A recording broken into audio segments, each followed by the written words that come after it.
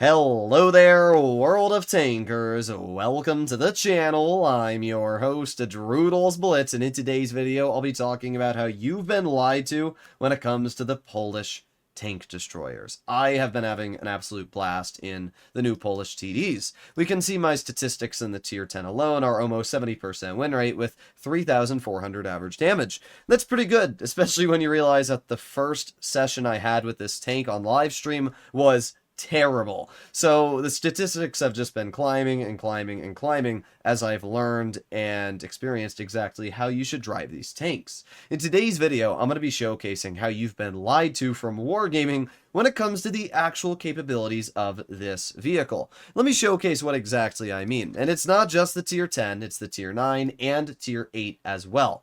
So if we take a look at the tier 8, the SDP 58 Kilana, you'll notice that on paper its DPM is kind of average for a tank destroyer at 2,518. Its damage per shot is on the lower side at 340, and its accuracy isn't all that good. So you're probably thinking to yourself, why would I want this tank? You go to the tier 9, its DPM isn't a whole lot better at 2,700, and again, the damage per shot is only 435. So you look at the vehicle and you're thinking to yourself, it doesn't really seem that strong. And then you go to the tier 10, the Bliskowika, and this vehicle has 2,900 DPM, which I guess is better, but it's still not that great, especially when you realize that the vehicle doesn't have much gun depression, and its damage per shot at 500 is kind of in the average category. But this is where wargaming kind of lied. You see, the actual damage per minute of these vehicles is completely subjective to the distance that you are from the enemy.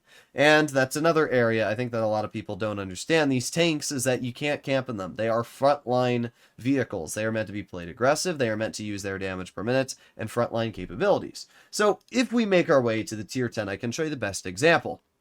Yes, when you are at over 120 meters of distance, your average damage is 500, and it gives you the listed DPM of 2,990. But here's the thing, this vehicle's damage per shot is completely dependent on the distance that you are from the enemy. So instead of 120 to 200 meters of distance, if you are 120 to 50 meters of distance, your average damage increases by 100, also increasing your damage per minute by 600. And if you're within 50 meters of distance, it goes up another 100 damage per shot, and your DPM goes up another 600. So your DPM goes from pretty average to crazy high at 4,200 within 50 meters of distance. You can see how the vehicle works. The closer you are, the more damage you deal. The further you are away, the less damage you deal. Basically, you want to use this tank frontline, and you don't want to use it very, very long distance. The problem is that this tank reverses very slow, and its overall mobility isn't the best. It's not the easiest tank to drive. But trust me, by the time you're done watching today's video, you'll see exactly how to play the Bliskowika and why I find it so fun. Now, the first thing that has to be known about this tank is that it has really bad reverse speed, 12 kilometers per hour. It also has very bad gun depression at only 6 degrees. When you pair those two things together, it makes this a rather uncomfortable tank to drive because you're struggling to get the gun depression out, right? You're trying to get this thing hauled down and you can't get the angle to get on the enemy. And then you drive a little bit over the ridge or you drive around a corner to shoot somebody, and that awful reverse speed freaking tears you up because autoloaders and other high alpha vehicles really eat into you. Again, your average damage is nice. Even at 120 meters, you're still dealing 600 damage per shot. But the further you are away, the less damage you deal. And the problem is, the closer you try to get to the enemies, the more you expose yourself. So what I've actually found is that playing early, passive is key. Don't bleed health. Sacrifice some of your damage per minute and sit at around 500 DPM or 500 damage per shot. You're still sitting at a solid 3,000 damage per minute. And then once the game starts developing and you're able to push aggressive, that's when you're really going to be able to get that damage out. So play passive early game, and then once you see an opportunity, you take advantage of the enemy. And that's what I've been doing in this vehicle and why I've been able to achieve pretty dang good statistics in it. So let's see if we can get into a game here. I do expect the matchmaker to be a little slow just because we're right at the cusp of a new update, which is awesome, but because of that, Wargaming's trying to have two different servers of players, and because of that, there's not many people in the queue. Well, here we are on Himmelsdorf. Droodles, it's mad late. Never. Alright, well, we're going to make our way over to the heavy flank. And Himmelsdorf is a pretty good map for this vehicle. However, our team doesn't appear to be helping me. Well, that kind of sucks. As I just mentioned, this tank is really good at playing frontline. Unfortunately, when your team doesn't want to support you, I guess we have to go over to the medium flank. I mean, that's fine. This vehicle is pretty mobile, as you'll notice. 44 kilometer per hour top speed. That's not too bad, but unfortunately, I just don't know why our... Oh, what are we doing, dude? Why? Why do we gotta stop right in front of me? Oh my god. These players, bruh. They are gonna drive me insane. Now, we have the enemy Vickers Light. And there we go. Pretty nasty shell into the Vickers for 626 damage. Unfortunately, our light tank is dead, which kind of sucks. I'm going to aim it on the Vickers, and... well, my teammate blocks me. Is he going to block me again? Ah, he is. Oh, okay. Well, I'm actually just going to... ah, that did 0 damage. I was really hoping that would do something, but no. Unfortunately, it did do 0. I'm going to just block the C6 from getting in my way, because he is kind of a pain in my butt. Really hoping that Vickers... okay, well, that works too. I was going to say I'm hoping that the Vickers makes a bad play, but obviously it doesn't make a difference. Now, in front of us, we have a Kron. That tank has 2,350 hit points. Watch the damage per minute on this vehicle go crazy. We are within 50 meters of this Kron, which means my damage per shot is over 700. This Kron stands absolutely no chance against the DPM that this vehicle has. However, we also have a VZ, which we do get a nice chunk of damage into, but we also have to be really careful here because, yeah, we got the Kron and the VZ at the same time, and I don't really want to be in a awkward situation here. I'm just going to push the Kron, to be honest. We're going to aim it on his upper plate. 724. Although, the Caro managed to max roll me, which just kind of ruined my game, to be honest. I'm hoping that I can get into cover before we get shot. We're going to aim it on the VZ.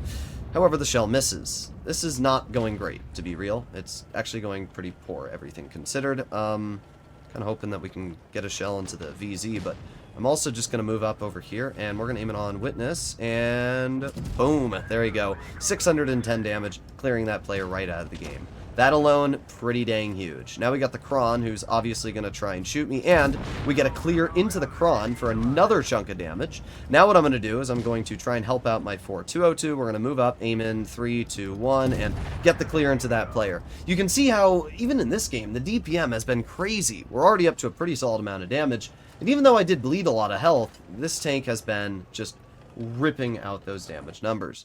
Now we have the Hori, which is a very scary tank, and I don't really want to be in a situation where that Hori can shoot me. I wonder if I can, like, wedge my tank through this little gap here and shoot the Hori. Nah, it doesn't look like it. Unfortunate.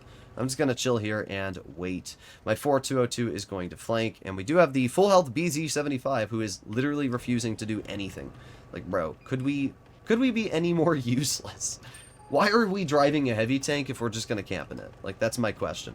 Either way, the 4202 is slowly flanking, and that is obviously the play that I like to see. My BZ75 is still the biggest wimp ever, so what I'm going to do is I'm going to wait for that Hori to start turning, and now we can aim it on the side of his tank, and boom, there you go, 512 damage. We can see even at this distance here, the alpha damage is still pretty nasty. That Hori is showing me his rear, but we're not able to get the shell out, but that's fine. We're going to move up. I'm going to try and help out my 4202, and we're going to use that mobility. Again, this tank's pretty fast, as I did mention. It's got that mobility that you need. There you go, 558 damage snap right into the enemy Hori. And there you go, that player's dead. So the only vehicle left at this point is the Wiska Wika on the enemy team, who is absolutely mauling through my BZ75. This BZ freaking sucks, dude. But it doesn't matter. As long as I get behind the Wiska Wika, which I'm going to do right now, we can slam a shell into the side of his vehicle, and because we were within 50 meters, it's a pretty easy kill. So there you have it. First game in this tank was crazy good. We did over 5,000 damage. We showcased the DPM and why this is not a tank to be messed with. 5,800 damage in that game, 3 kills, and not even an ace. But it's such a good example of why I've been having a blast in this vehicle. It's not a tank that you want to play aggressive early game, and you saw that. I didn't play it aggressive. I waited for the enemy to push to me, and when they did, that's when I started getting out those crazy farms. Honestly, the only reason it even got a little bit sus was because that Caro was shooting me, and not only that, but max rolled the shot for 475. But apart from that, I ripped into that Kron. 3 pens, 2,000 damage. And then it was just farming central after that. You can definitely see how that damage per minute allows the Błyskawica to be really just the craziest tier 10 tank destroyer. But you also noticed how that reverse speed and the fact that it has a very weak lower plate can catch you off guard, right? I mean, I made an aggressive play against the VZ, and I probably shouldn't have. I should have stayed a little more passive. I should have waited for those players to push me. But I wanted to take advantage of the fact that Kron had just dumped his clip. I really wanted to rush him. So I guess sometimes it's a benefit, and sometimes it's a downside. But you saw how quickly I bled my health. So not every game do you want to just insta-YOLO into the beginning. You gotta be passive, you gotta wait. So here we are on mines. Up against us, we have 3 tank destroyers, and we have 0 heavies. No, we have 1 heavy, a 7.52. A little bit cringe, not gonna lie. This tank is great at farming out heavies, because that's the whole point of it, but let's see what we can do here. I'm going to use my speed boost again. You'll definitely want to run speed boost on this tank to take advantage of the fact that it's not the fastest in terms of acceleration.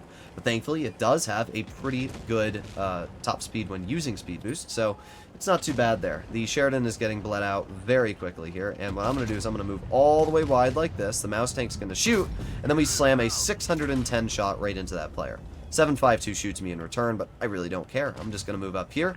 That 7.52 only has 1 shell now, and that player just shot, which means I can move up myself, and we can aim in on the 7.52 turret cheek. No, I'm not getting hit by the Błyskawica. That tank is going to hit hard. I don't want to be hit by a tank that hits that hard, so let's aim in on the enemy Błyskawica. We're within, or not within 50 meters, but we were still able to get a pretty nasty bleed out, and that's a lot of damage there. So let's reload. The 7.52 is going to poke me, and honestly, I don't really care. I have more damage per shot than that player, and while that thing does have pretty nasty damage output, it's not enough to realistically scare me, so we're already doing pretty good here.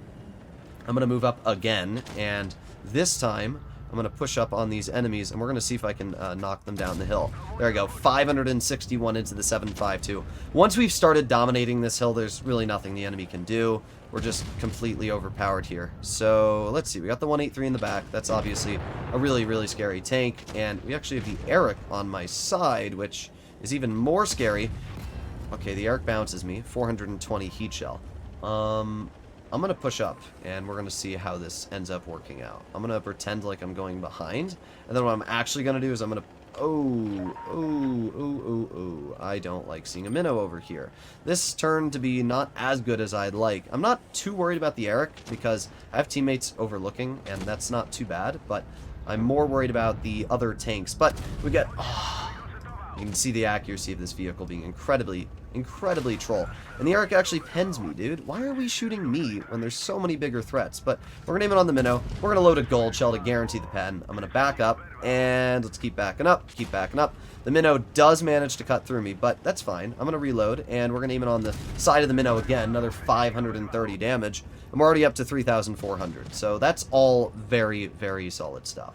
The Eric, I'm hoping, will die to this 183, and there you go. Player gets cleared. So now all that's left is the mouse tank and the enemy FE2 and 5B183.